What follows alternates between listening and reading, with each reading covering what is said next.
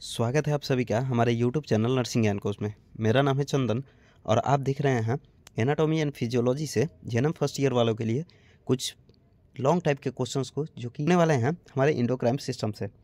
आशा करते हैं वीडियो पसंद आएगा। अगर वीडियो पसंद आता है तो हमारे चैनल को जरूर सब्सक्राइब कीजिए, साथ ही वीडियो को लाइक तथा अपने दोस्तों में भी ज़रूर शेयर कीजिए। दोस्तों, पिछले कुछ वीडियो से लगातार जो है हम लोग एनाटॉमी और फिजियोलॉजी के ही क्वेश्चंस को देख रहे हैं, ठीक है। और ये सारे जो क्वेश्चन हैं वो रिपीटेड क्वेश्चंस हैं जिनका आगामी परीक्षाओं में शामिल होने की संभावना है वो काफ़ी ज़्यादा है। आज उसी कड़ी में हम लोग स्टार्ट करने वाले हैं इंडोक्राइन सिस्टम से, ठीक है। और इससे जो है हम लोग कुछ लॉन्ग टाइप के क्वेश्चंस को देखेंगे, जिसमें आज का पहला जो क्वेश्चन है वो है थायराइड ग्रंथि यानी थायराइड ग्लैंड।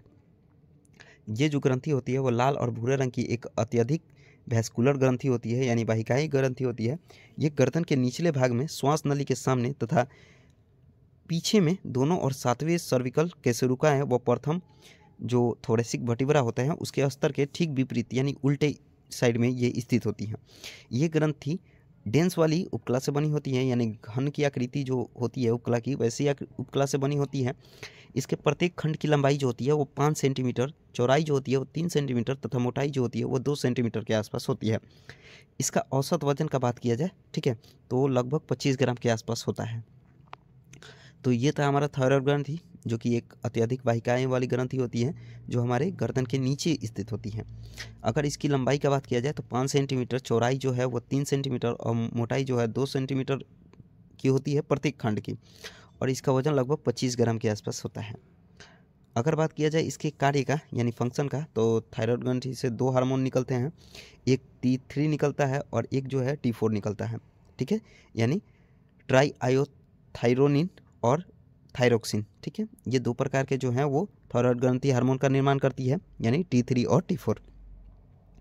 ये थायराइड जो हार्मोन होते हैं शरीर को अधिकतर कोशिकाओं में मेटाबॉलिज्म की जो गति है उसको बढ़ाने का कार्य करते हैं। अर्थात जो हमारा T3 और T4 हार्मोन होते हैं वो हमारे शरीर की कोशिकाओं में जो मेटाबॉलिज्म की क्रिया है उसको गति प्रदान करते हैं। थायराइड ग्रंथि के द्वारा जो निर्मित एवं स्रावित हार्मोन की समस्त प्रक्रिया का नियंत्रण एवं नियम है अग्र पिट्यूटरी ग्रंथि से निकलने वाली थायराइड उद्दीपक हार्मोन जिसे हम लोग TSH के नाम से जानते हैं, ठीक है, थायराइड स्टिमुलेटिंग हार्मोन जिसे हम लोग बोलते हैं, उसके द्वारा होता है। T3 एवं T4 को रक्त के प्रवाह छोड़ा या स्रावित किया जाता है। इन दोनों ही हार्मोन में जो है आयोडीन की मात्रा जो है वो अनुपात में अधिक होती है, ठीक है, अर्थात इनमें जो आयोडीन है वो पाया जाता है। T4 अकेले स्वयं एक निष्क्रिय हार्मोन माना जाता है, जबकि ट्राई आयोडोथायरोनिन जो होते हैं यानी T3 हार्मोन कोशिकाओं पर क्रिया करते हैं एवं आधारिकीय चापचय गति यानी बेसल मेटाबॉलिज्म जो रेट होता है जिसे हम लोग BMR बोलते हैं उसको व्यवस्थित तथा नियंत्रित करने का जो कार्य है वो T3 ही करता है। विशेषतः तंत्रिकाओं के ऊतकों की वृद्धि एवं विकास को नियंत्रित करता है जो T3 होता है। इन दोनों हार्मोन के द्वारा ग्लूकोज को कोशिकाओं द्वारा ग्रहण करने की क्षमता बढ़ाया जाता है तथा मूत्र की क्रिया में तेजी उत्पन्न करने मूत्र की मात्रा को भी बढ़ाते हैं। अर्थात T3 और T4 जो हैं वो मूत्र की मात्रा को बढ़ाने का भी कार्य करते हैं। साथ ही ये हमारे शरीर के BMR को भी व्यवस्थित तथा नियंत्रित करके रखते हैं और ये जो हैं वो ऊतकों की वृद्धि और विकास को भी नियंत्रित करके रखते हैं, ठीक है। तो ये हो गया हमारा थायराइड ग्रंथि से निकलने वाले हार्मोन जो कि 2 होते हैं। एक होता है T3 जिसे हम लोग ट्राई आयोडोथायरोनिन के नाम से जानते हैं और एक होता है T4 जिसे हम लोग थायरोक्सिन के नाम से जानते हैं, ठीक है, जो कि हमारे शरीर के मेटाबॉलिज्म में जो क्रिया होती है उसको बढ़ाने का कार्य करते हैं। साथ ही ये जो है मूत्र की मात्रा को भी बढ़ाने का कार्य करते हैं और ये हमारे कोशिकाओं के द्वारा ग्रहण करने की क्षमता को भी बढ़ाते हैं। आगे बढ़ते हैं, अगला है पैराथायराइड ग्रंथि, ठीक है। अभी हम लोगों ने थायराइड ग्रंथि को देखा, अब हम लोग पैराथायराइड ग्रंथि को देखने वाले हैं। तो इनकी जो संख्या होती है वो 4 होती है, ठीक है। हमारे शरीर में पैराथायराइड ग्रंथियों की जो संख्या होती है वो 4 होती है। गर्दन में थायराइड ग्रंथि के दाएं तथा बाएं दोनों खंडों में पिछले सतह पर छोटी छोटी 2 जोड़ी पैराथायराइड ग्रंथियाँ होती हैं। एक जोड़ा ऊपर को सुपेरियर पैराथायराइड व एक जोड़ी नीचे को इन्फीरियर पैराथायराइड अवस्थित होता है, ठीक है, यानी एक जोड़ा जो है वो ऊपर की ओर और एक जोड़ा है जो है वो नीचे की तरफ थायराइड ग्रंथि के स्थित होता है। अगर इसके संरचना का बात किया जाए तो ये जो होती हैं संयोजी उत्तक कैप्सूल से घिरी होती हैं। इन ग्रंथियों का जो निर्माण है वो गोल आकार की कोशिकाओं का द्वारा होता है।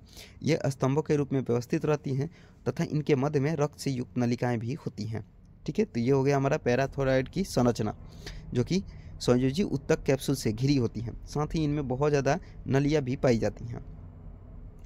अगर बात किया जाए पैराथायरॉयड ग्रंथि के कार्य का, तो इसमें जो है पीटीएच उत्पन्न होता है, यानी पैराथार्मोन हार्मोन। इस हार्मोन का जो उत्पादन है रक्त में विद्यमान आयनीकृत कैल्शियम के द्वारा नियंत्रित होता है, अर्थात इनके बढ़ने और घटने के लिए जो जिम्मेदार होता है वो होता है कैल्शियम। रक्त में आयनीकृत कैल्शियम की कमी होने पर पैराथार्मोन का उत्पादन बढ़ जाता है और इसके बढ़ने से पैराथार्मोन का उत्पादन जो है कम हो जाता है। ठीक है, अर्थात कैल्शियम की कमी होने से पैराथार्मोन का उत्पादन बढ़ जाता है और इसके अगर कैल्शियम बढ़ जाता है तो उस स्थिति में जो है वो पैराथार्मोन का जो उत्पादन है वो भी कम हो जाता है।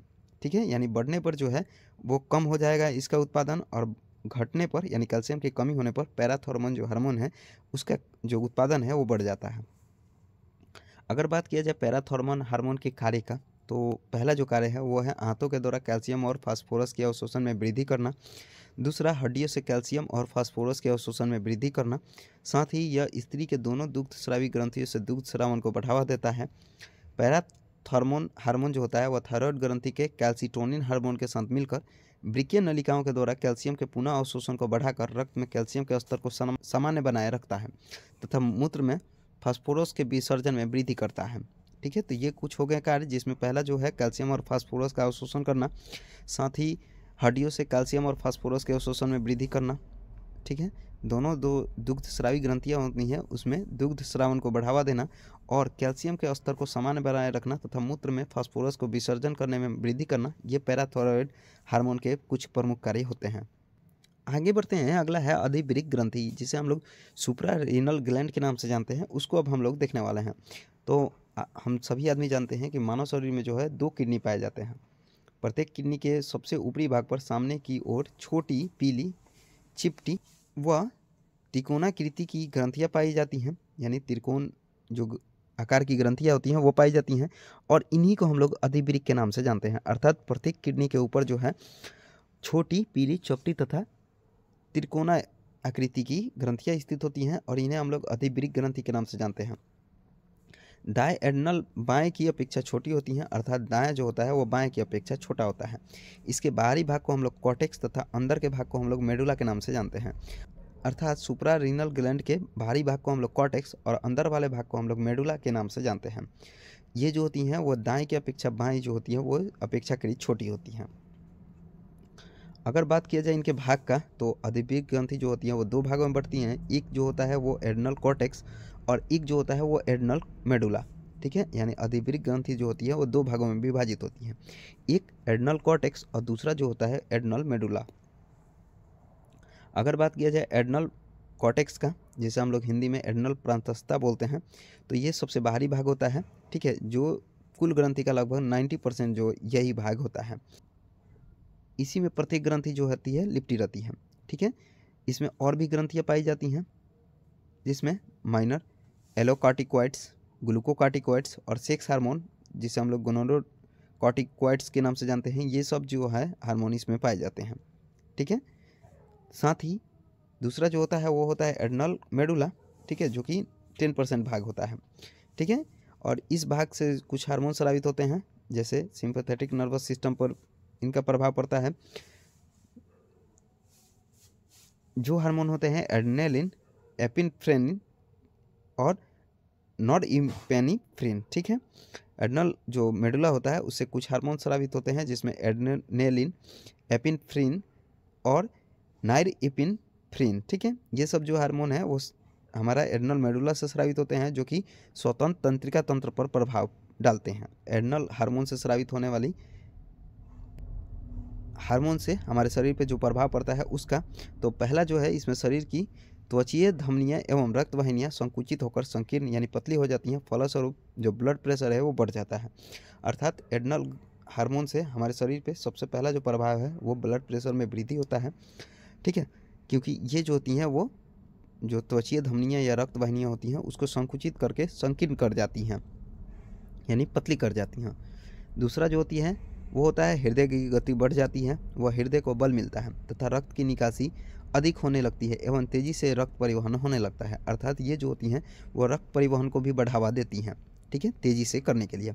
साथ ही हृदय की धमनियाँ को विस्फारित यानी डायलेट करता है, जिससे पुंज में रक्त की आपूर्ति अधिक होने लगती है। ठीक है, यानी ये कोरोनरी आर्टरी को डायलेट करता है ताकि शुद्ध रक्त की जो आपूर्ति है वो अधिक तेज़ी से हो। साथ ही श्वास की नलियों को भी ये डायलेट करता है और सांस लेने की गति में भी ये तेज़ी लाने का कोशिश करता है, यह तेज़ी लाता है। ठीक है, अर्थात ये सांस पे भी प्रभाव डालता है और सांस की जो नलियाँ होती हैं उसको भी ये डायलेट करने का कार्य करता है। साथ ही यकृत में उद्दीपन होता है और इसी उद्दीपन के कारण ग्लाइकोजन को ग्लूकोज में परिवर्तित होकर रक्त प्रवाह में मिल जाता है। ठीक है, तो ये जो कार्य है वो एड्रेनल हार्मोन का ही कार्य है और ये जो होता है वो मेटाबॉलिक रेट में भी वृद्धि करने का कार्य करता है।